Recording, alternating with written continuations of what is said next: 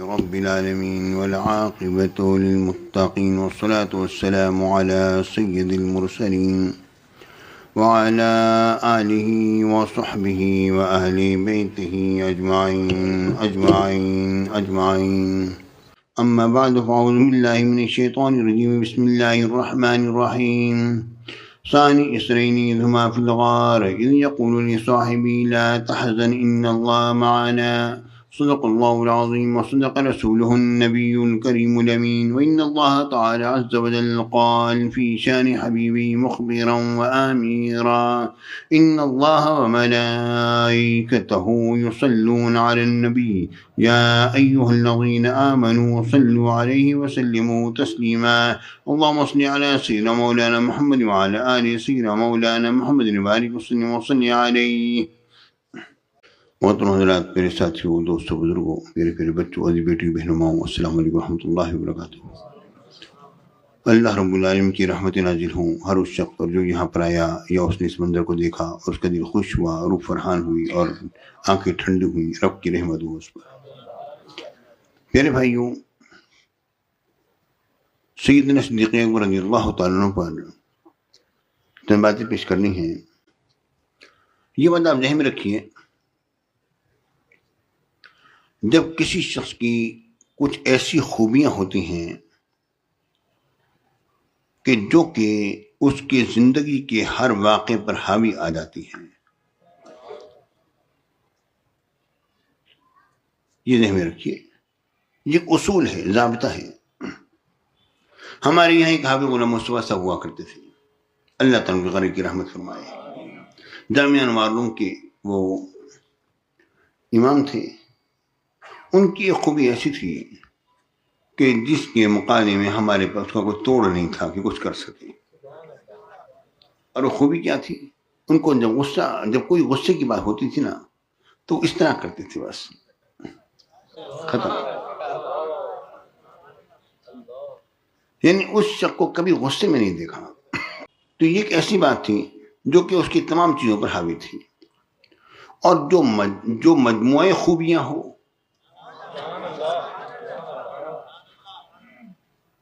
تو ظاہر ہے وہ تو مجموعہ خوبیاں ہیں اور کوئی خامی کا نام و نشانی نہ ہو، اور اس میں کچھ ایسی خوبیاں پائی جائیں جو ہر خوبی کو حاوی ہو جائیں، تو ظاہر ہے پھر وہ تو افضل ہی ہوگا نا، اور کیا ہونا ہے. پیارے بھائیوں، سیدنا صدیق اکبر رضی اللہ تعالیٰ عنہ کے متعلق کہ آپ کی افضلیت کے متعلق وہ ایک ہی واقعہ بہت ہے. میرے آقا نے فرمایا بھئی آپ اللہ کے نام پر خیرات کریں. سب سے فرمایا. حضرت عمر بن خطاب رضی اللہ تعالیٰ عنہ فرماتے ہیں کہ اس وقت میرے پاس مال بہت زیادہ تھا. میں نے سوچا کہ اس دفعہ تو میں ابو بکر سے آگے نکل ہی جاؤں گا، اس دفعہ تو میں ان سے آگے نکل ہی جاؤں گا. یہ سوچ کر میں گھر میں گیا، پورا آدھا تقسیم کر دیا کہ میرا اتنا بے شمار مال ہے، لے کر آ گیا. اے عمر، گھر میں کیا چھوڑا؟ یا رسول اللہ جتنا آپ کے سامنے یہی ہے، اس کے علاوہ کچھ زیادہ نہیں ہے. حضرت ابوبکر صدیق رضی اللہ تعالیٰ عنہ کے مال کے متعلق یہ بات کہیں پر نہیں ملتی کہ حضرت عمر بن خطاب کے مال سے زیادہ تھا یا کم تھا. بس جتنا بھی مال تھا ان کے گھر میں وہ لے آئے. اے ابوبکر گھر میں اللہ اور اس کے رسول ہیں. اس موقع پر حضرت عمر بن خطاب رضی اللہ تعالیٰ عنہ نے کیا بات کہی؟ میں نے اپنے دل میں کہا، فرماتے ہیں میں نے اپنے دل میں کہا کہ میں کبھی بھی کسی چیز میں ابوبکر سے آگے نہیں بڑھ سکتا ہوں. یہ ترمذی شریف کی حدیث باقی کلمات کا ترجمہ میں نے پیش کر دیا. یعنی جب حضرت عمر بن خطاب رضی اللہ تعالیٰ عنہ یہ بات فرمائیں کہ میں ابوبکر سے کسی بھی چیز میں آگے نہیں بڑھ سکتا ہوں، تو اس کے بعد باقی رہ کا گیا ہے.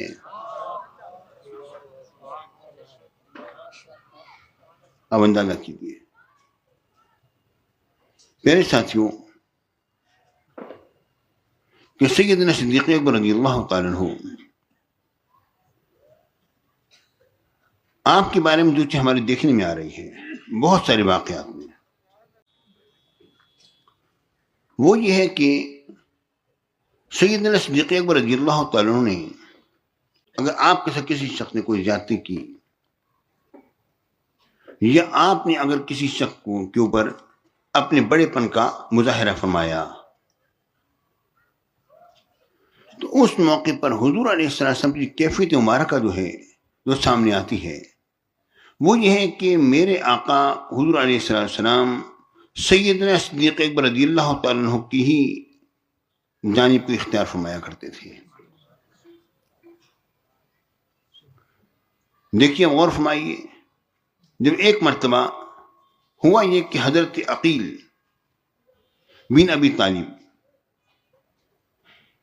انہوں نے سیدنا صدیق اکبر رضی اللہ تعالیٰ عنہ سے کوئی بات ایسی کر دی اور ذرا زیادہ بات کر دی، تو سیدنا صدیق اکبر رضی اللہ تعالیٰ عنہ خاموشی اختیار فرمائی، میرے آقا کی قرابت کا لحاظ کرتے ہوئے کہ یہ جناب ابو طالب کے بیٹے ہیں، حضرت علی کے بھائی ہیں، حضرت جعفر طیار کے بھائی ہیں، تو آپ نے خاموشی اختیار فرمائی۔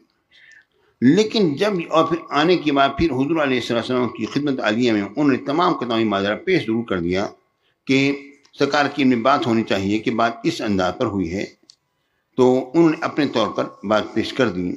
جب انہوں نے پیش کر دی تو حضور علیہ السلام نے اس موقع پر جو بات فرمائی، آپ نے یہی بات فرمائی کہ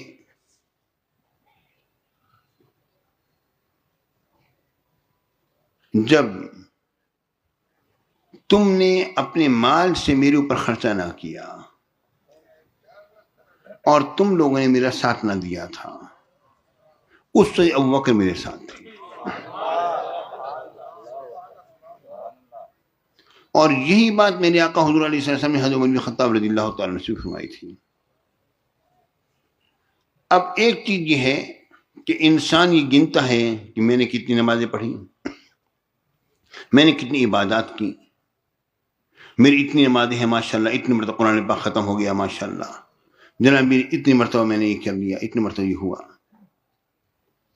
اصل قدر جو ہے وہ اصل میں اس کے وزن، عمل کے وزن کی ہے۔ میں آپ سے اس پر ایک واقعہ سناؤں، ہمارے پیر مرشد غزالی اثر کا واقعہ ہے، صاحب روضہ کا۔ بڑی عجیب و غریب بات ابھی ذہن میں آئی میرے۔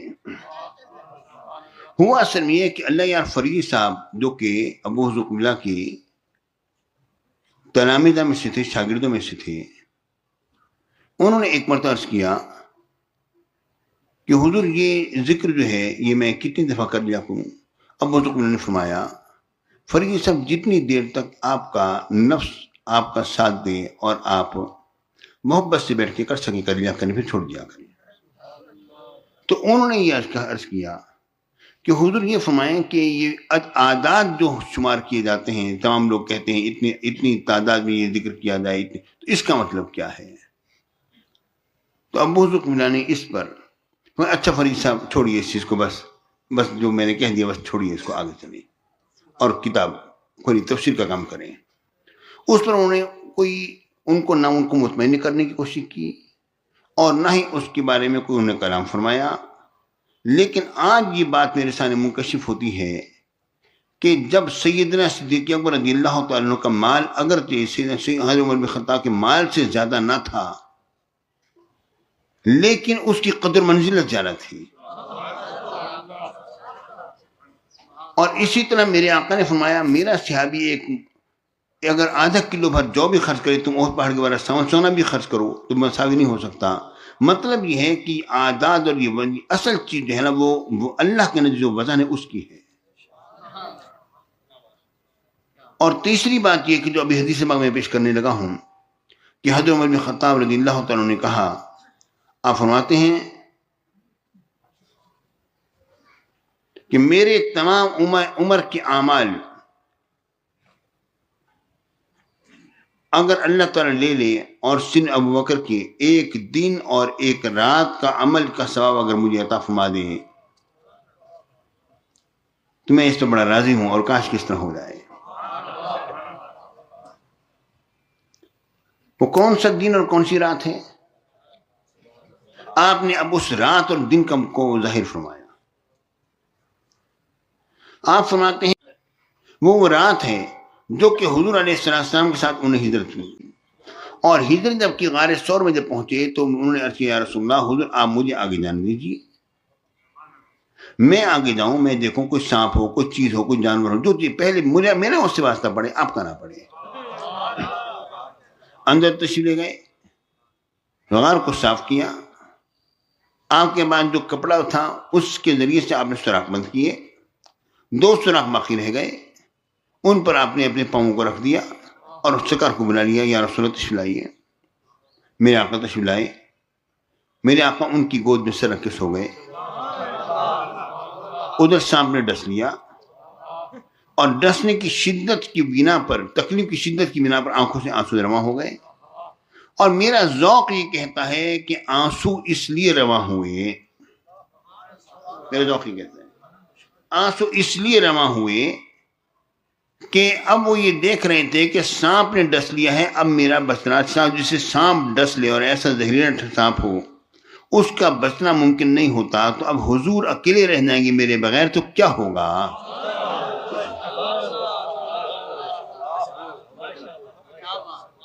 یہ غم تھا اور سانپ کے ڈسے جانے کی تکلیف تھی، اور آپ اس تکلیف اور اس غم کی بنا پر آپ کی آنکھوں سے آنسو جو نکلے، میرے آقا حضور علیہ السلام نے انہیں محسوس فرمایا اور فرمایا کیا ہوا اے ابوبکر آپ کو؟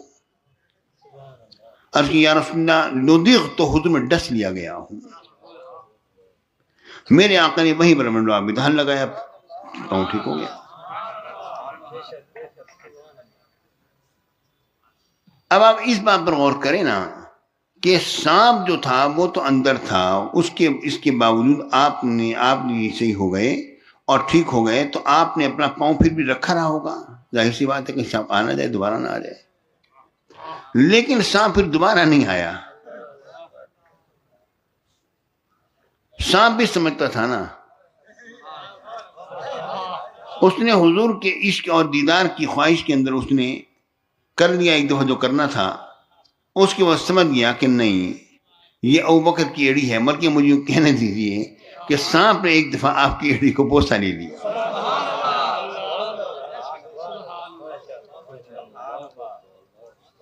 آپ کے تلوں مبارک ایک دفعہ بوسہ لے لیا.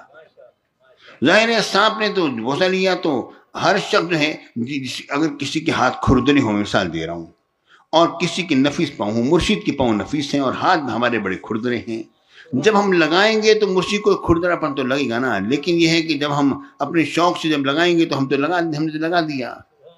اب سانپ کے دانت تو کھردرے تھے، سیدنا صدیق اکبر کی ایڑی مبارک تو بڑی نفیس تھی، مگر اس نے تو لگا دیا نا، وہ بھی کیا کرتا.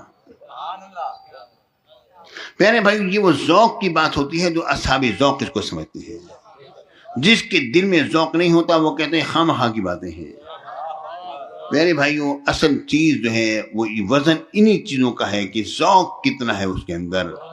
جس طرح کی میرے اور آپ کے شیخ ہمارے مرشد نے فرمایا اگرچہ کہ 1,00,000 کے برابر ثواب حرم مکہ میں ہو جائے، لیکن جو وزن جو مدینہ منورہ کی مسجد کا ہے وہ وزن اسی کے ساتھ خاص ہے.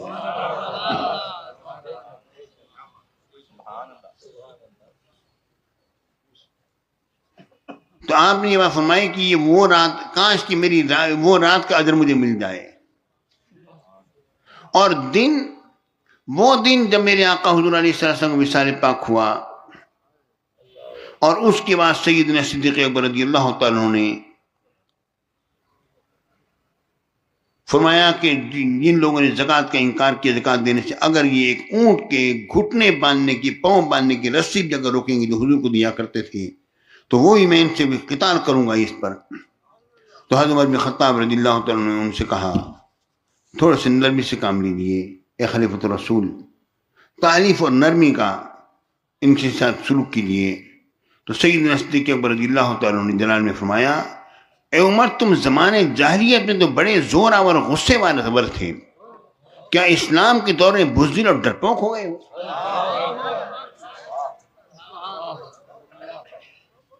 یعنی گویا فرمایا یہ کیسا انقلاب لے کر آئے ہو. وہی کا سلسلہ حضور علیہ السلام کے بعد ختم ہو گیا ہے، دین مکمل ہو گیا ہے. کیا دین کو ناقص کیا جائے؟ حل ينقص الدین وانا فیہ، کیا دین ناقص کر دیا جائے گا اور میں اس میں موجود ہوں؟ یہ نہیں ہو سکتا. وانا حی فیہ، اور میں زندہ ہوں اس میں، کیسے ہو سکتا ہے؟ جب آپ نے یہ بات فرمائی، حضرت عمر بن خطاب رضی اللہ تعالیٰ عنہ فرماتے ہیں ایک وہ دن اور ایک یہ رات میرے سارے اعمال لے لیے جائیں، اس کا اجر مجھے مل جائے. میرے آقا اور حضور علیہ السلام تشریف فرما ہیں، رات کے وقت ہے اور ستارے جگمگا رہے ہیں آسمانوں پر. یا رسول اللہ، کیا کسی کی نیکیاں اتنی بھی ہوں گی جتنے آسمان پر ستارے ہیں؟ ہاں ہیں. کتنی ہیں؟ کون ہے وہ عمر ہے. اور میرے بابا، یہ ساری نیکیاں ایک طرف، تیرے بابا کی ایک نیکی ایک طرف. پیارے ساتھیوں، یہ چیزیں وہی شخص سمجھتا ہے اور اسی سے وہی شخص ذوق حاصل کرتا ہے جس کے دل میں ذوق اور ایمان کا ذوق اور ایمان کی حلاوت ہوتی ہے. لیکن میں نے دوسرے مسائل کی تفاصیر بھی اٹھا کے دیکھی، اس میں سب ایک بات یہ لکھتے ہیں کہ ثانی اثنین اذ ہما فی الغار والی آیت جو ہے، اس میں اذ یقول لصاحبہ، جب انہوں نے اپنے ساتھی سے فرمایا، صاحب سے مراد جو ہے سیدنا صدیق اکبر ہے. یعنی اے سنیے، صرف تمہاری تفسیر کی بات نہیں ہے، دوسروں کی تفسیروں کے اندر یہ بات لکھی ہوئی ہے، تحریر ہے، میرے پاس موجود ہے. تفسیر نمونہ اٹھا کے دیکھ لو، اس میں بالکل واضح طور پر لکھا ہوا ہے. پیارے بھائیوں، بات اصل یہ ہے کہ سیدنا صدیق اکبر رضی اللہ تعالیٰ عنہ کہ ایک ہے فضائل. میں فضائل کی بات نہیں کر رہا، فضائل تو اصل میں وہ ہوتے ہیں جو کہ اس میں ہی پائے جائے، اس میں ہی پائے جائے، اس میں ہی پائے جائے. ایک عالم دین ہے، ماشاءاللہ اس نے بھی کتابیں پڑھی ہوئی ہیں، ایک استاد کے دونوں شاگرد ہیں، دونوں نے محنت کی ہوئی ہے، دونوں کی فضیلتیں، یہ بھی عالم دین ہے، یہ بھی عالم دین ہے، یہ بھی عالم دین ہے. فضائل کی بات الگ ہوتی ہے اور افضلیت کی بات الگ ہوتی ہے.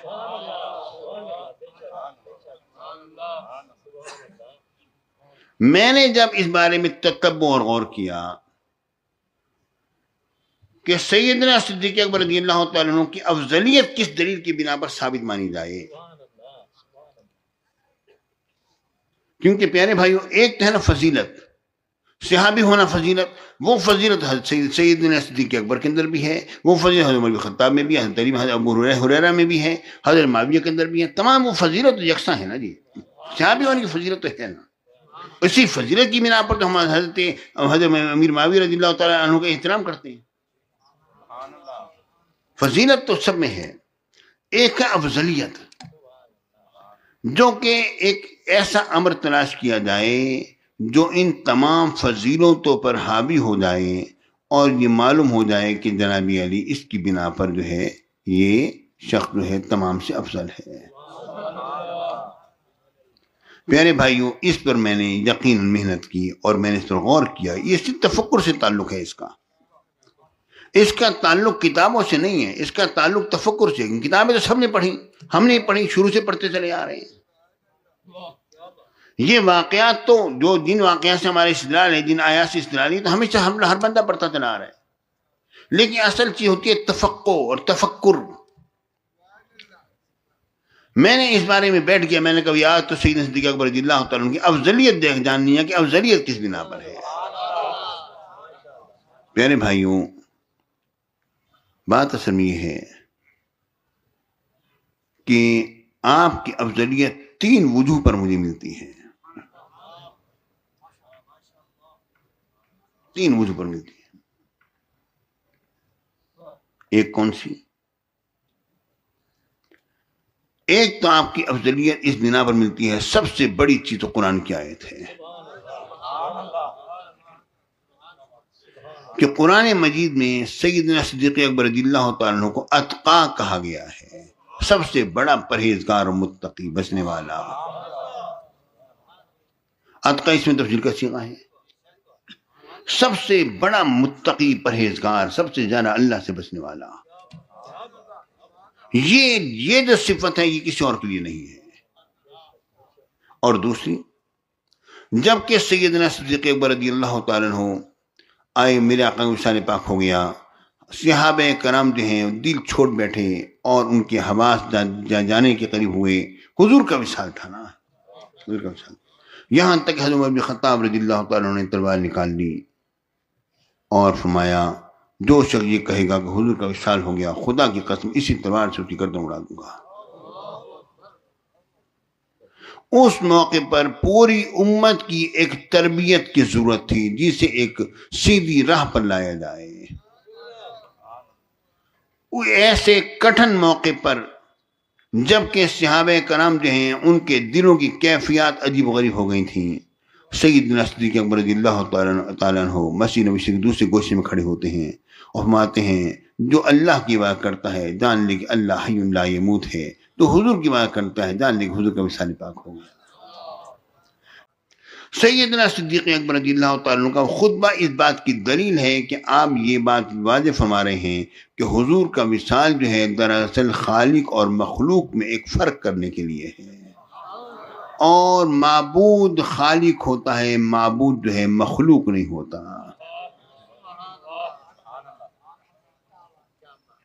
تو اس وقت پر جو تربیت سیدنا صدیق اکبر رضی اللہ تعالیٰ پوری امت کی تھی، اس وقت پوری امت وہیں پر ہوگا اور کہاں تھی، آپ نے کی۔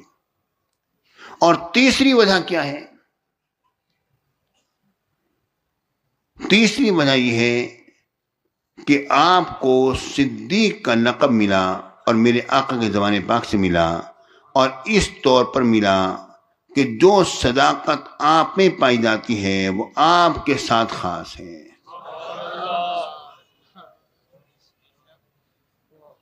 وہ کیسے؟ حضور غوث پاک سے پوچھا گیا حضور آپ کو مقام کیسے ملا؟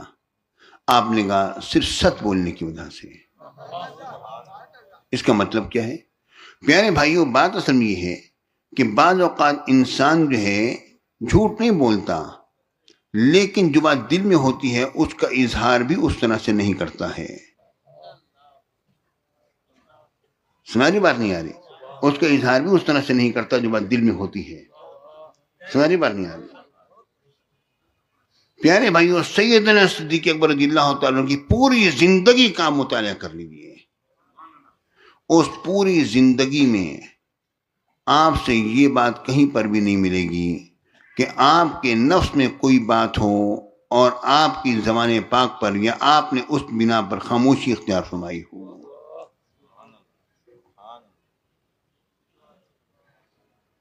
آپ کہیں گے یہ چیز تو حضرت عمر بن خطاب کے اندر بھی ہے، بالکل ٹھیک ہے، میں مانتا ہوں، لیکن حضرت عمر بن خطاب رضی اللہ تعالیٰ نے اس موقع پر کیا کہا کہ دل میں سوچا آج میں عمر سے آگے بڑھ جاؤں گا، ٹھیک ہے، تو یہ آپ کے نفس میں یہ بات تھی کہ آج میں نے آگے بڑھنا ہے، لیکن سیدنا صدیق اکبر رضی اللہ تعالیٰ عنہ کا نفس اس چیز سے پاک تھا کہ میں نے کسی سے آگے بڑھنا ہے۔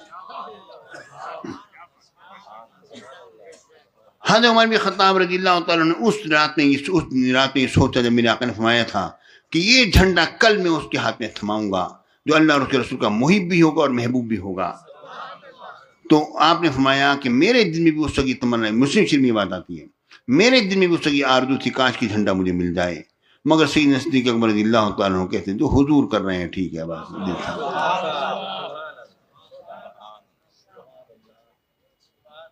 اور صاحب بصیرت لوگوں نے یہ کہا کہ اس موقع پر یہ جھنڈا جو علی مرتضیٰ کرم اللہ تعالیٰ وجہ کریم یہ باب العلم کو جو ملا اس کی وجہ کیا تھی؟ کہتے ہیں اس کی ظاہر آپ تو اہل تو تھے، اس کی کوئی شبہ نہیں، اس کی بہت ساری وجوہات ہیں۔ اس ایک وجہ یہ تھی کہ حضرت علی کی آنکھیں اتنی دکھ رہی تھیں کہ آپ یہ نہیں سمجھتے تھے کہ میری آنکھیں کل تک درست ہو جائیں گی کہ یہ جھنڈا مجھے دیا جائے اور میرے ہاتھ پر فتح ہوگی۔ تو آپ نے اپنے آپ کو رب کی بارگاہ اقدس میں غایت تذلل میں رکھا ہوا تھا، یا اللہ میں کہاں، میں تو مریض ہوں، میری آنکھیں تو ایسی ہیں، مجھے جھنڈا کہاں ملے گا؟ تو رب العالمین کو ان کا یہ عجز اور ان کے ساتھ اتنا پسند آیا کہ حضور نے جھنڈا ان کے ہاتھ میں دیا۔ اصل چیز یہ ہے پیارے بھائیوں، آج جی رب کو بڑی پسند ہے، آج جی رب کو بڑی پسند ہے۔ تکبر جو ہے نا، تکبر کسے کہتے ہیں؟ دوسرے کو ذلیل سمجھنا، نعوذ باللہ، یہ غلط ہے۔ آج جی رب کو بڑی پسند ہے۔ اور جو عاجز ہوتا ہے اس کی بات ہی کچھ اور ہوتی ہے۔